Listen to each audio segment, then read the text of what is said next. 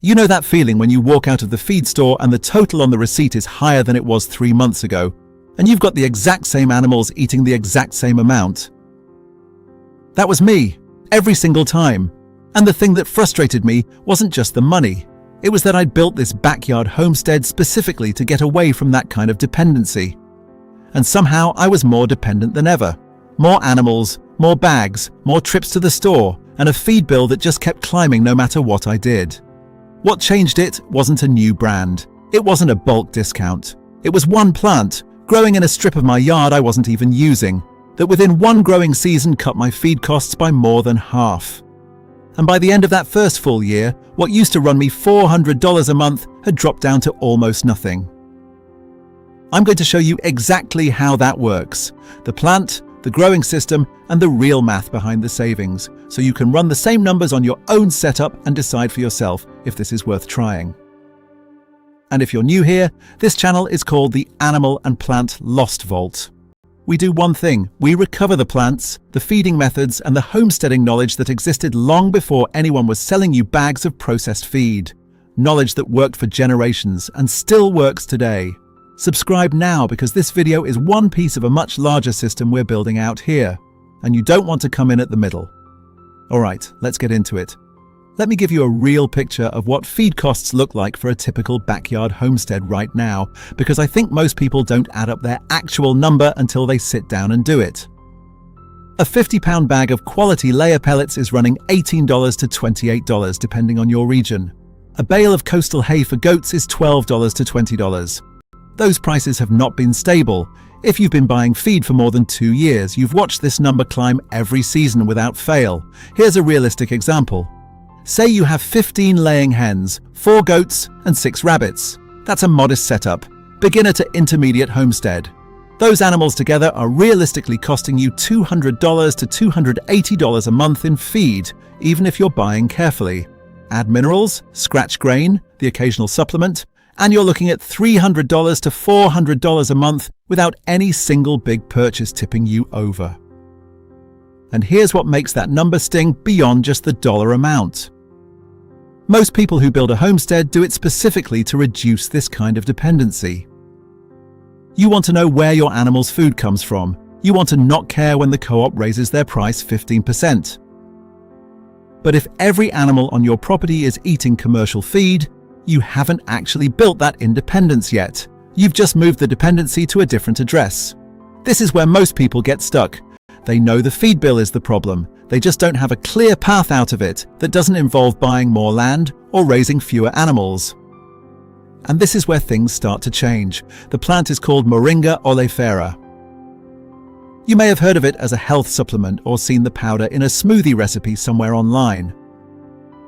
But what the wellness industry turned into a trendy product, farmers across West Africa, South Asia, Central America, and parts of the American South have quietly used for centuries as one of the most productive livestock fodder plants that exists anywhere on this planet. Here are the headline facts before we go deeper. Moringa, under warm conditions with reasonable sunlight, can push 3 to 5 feet of new vertical growth in a single week during its active growing phase, not per month, per week.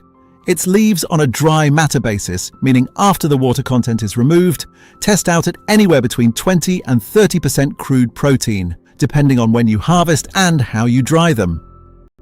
That range has been documented in multiple independent studies and confirmed through FAO research. For comparison, most commercial layer pellets sit at 16 to 18% crude protein.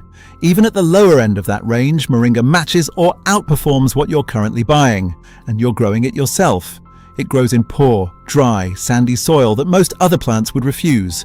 It actually struggles when you overwater it, which means it thrives in exactly the kind of neglected corner of your property you weren't using for anything else. It is palatable to goats, sheep, cattle, chickens, rabbits, and pigs.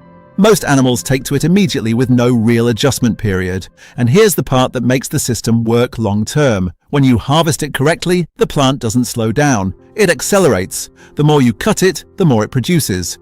We'll get into the exact method in a few minutes. Now, I want to be honest with you about what this actually means in practice, because this is where most content on this topic skips the important detail, and then people try it, get confused results, and give up.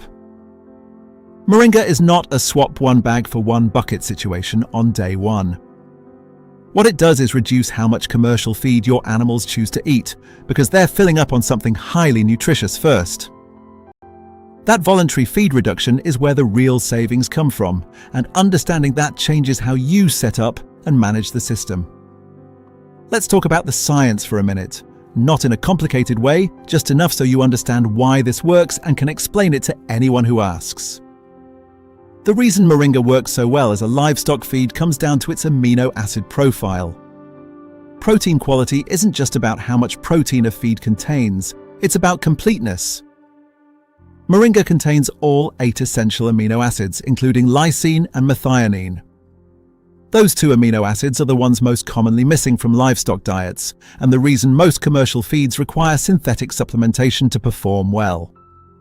Moringa delivers them naturally, straight from the leaf. For chickens, that means better egg production, stronger shells, and healthier feather condition over time.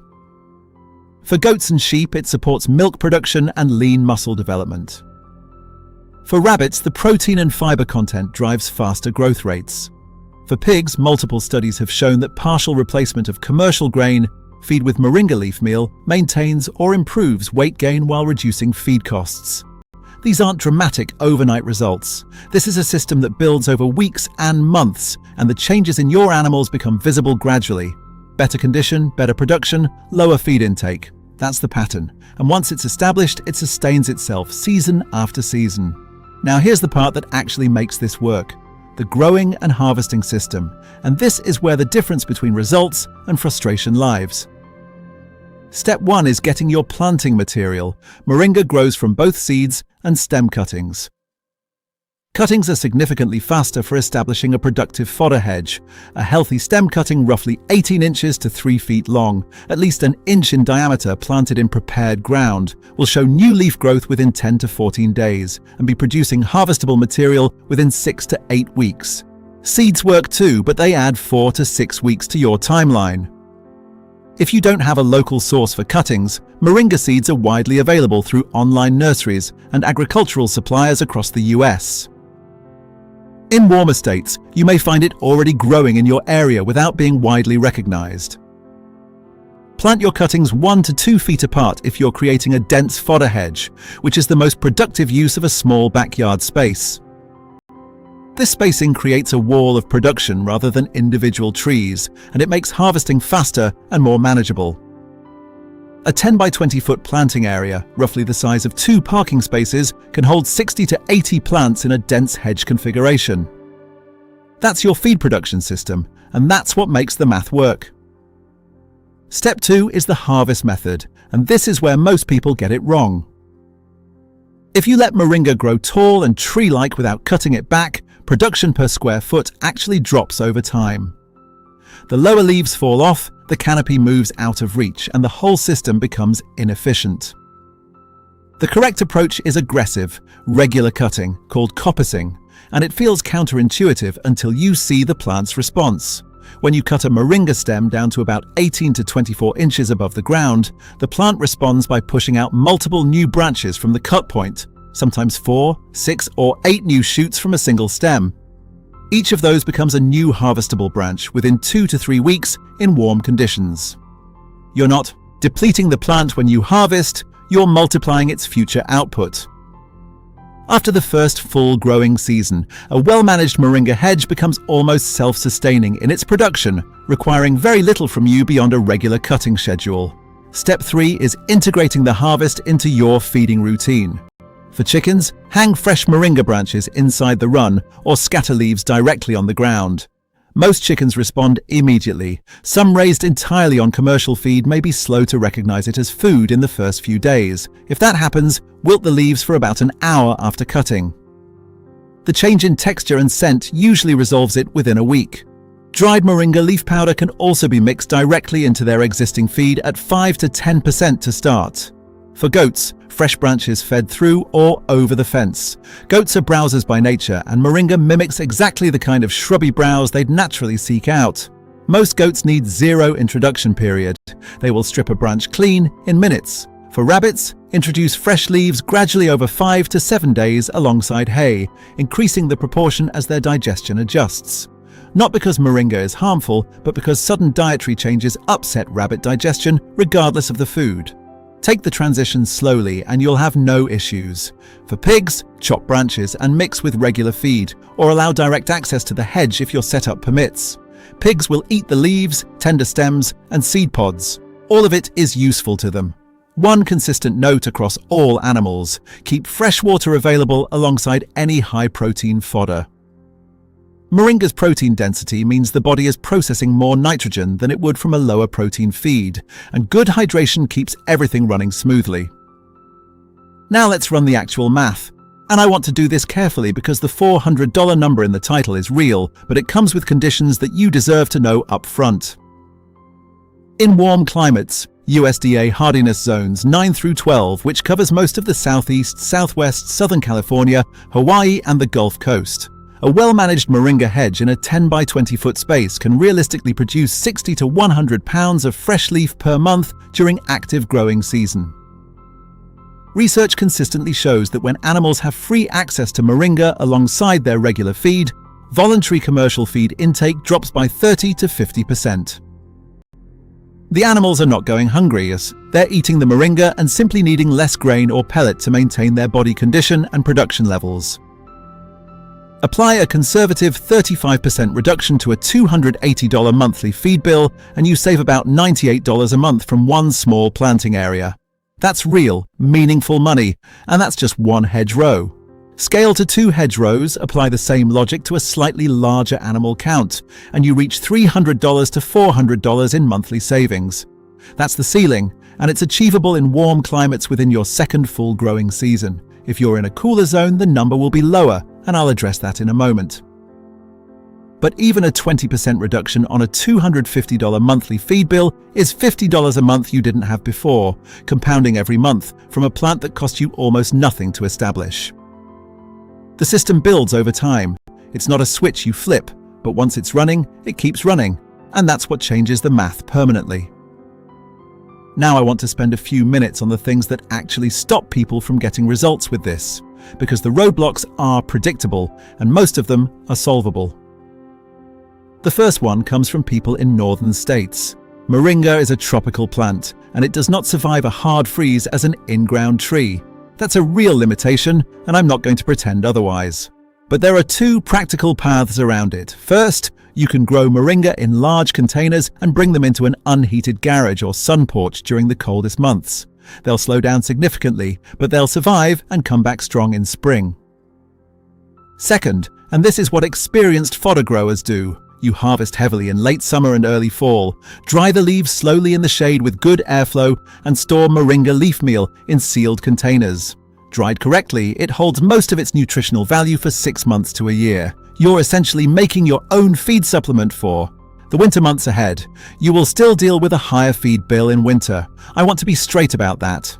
This system doesn't eliminate commercial feed from your life completely. It dramatically reduces how much of it you need for most of the year, and it gives you a production system you control rather than one controlled by someone else's supply chain and pricing decisions. The second roadblock is animals that won't touch it initially. This happens most often with chickens raised entirely on processed feed. They genuinely don't recognize fresh greens as food right away. Wilting the leaves for about an hour after cutting solves it in most cases. Mixing dried moringa powder into existing feed at 3 to 5% and increasing gradually over 2 weeks works for the stubborn cases. I haven't seen this fail when someone is actually patient with the transition, and if space is a genuine constraint, even 6 plants in 5-gallon buckets on a patio will produce meaningful supplemental fodder for a small flock. You won't hit $400 in savings from a container setup, but you will reduce your costs, improve your animal's nutrition, and build real hands-on experience with the plant so you're ready to scale when your situation allows. Start where you are. That's the only way any homesteading system actually gets built. Let me step back for a second and talk about why this matters beyond the monthly savings, because there's something larger going on here that I think is worth naming. Commercial feed prices are not stable. They haven't been stable for years. They're tied to fuel costs, grain market speculation, supply chain disruptions, and a dozen variables you have zero control over. Every homesteader who depends entirely on purchased feed is exposed to that volatility in a direct and immediate way. When prices spike, and they will spike again, their margins disappear and their animals feel it first. But a homestead with a working fodder system, with plants producing on a regular cutting cycle, with a stockpile of dried leaf meal going into winter, that homestead barely notices when the price at the feed store jumps 20%. Because a significant portion of what their animals eat isn't bought, it's grown. That's what food sovereignty actually looks like at the ground level. Not an abstract concept, a hedge of Moringa trees along your back fence, feeding your goats every morning, costing you almost nothing, and making you genuinely less dependent on systems you never chose to rely on in the first place. That's what this channel is building toward. One recovered plant, one forgotten technique, one practical system at a time. The knowledge that made small farms self-sufficient for generations didn't disappear, it got crowded out.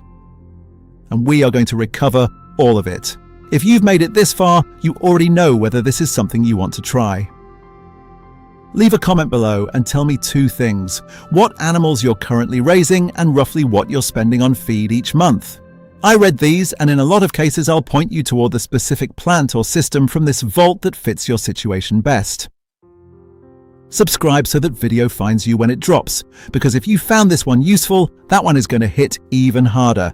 This is the vault, and we're just getting started.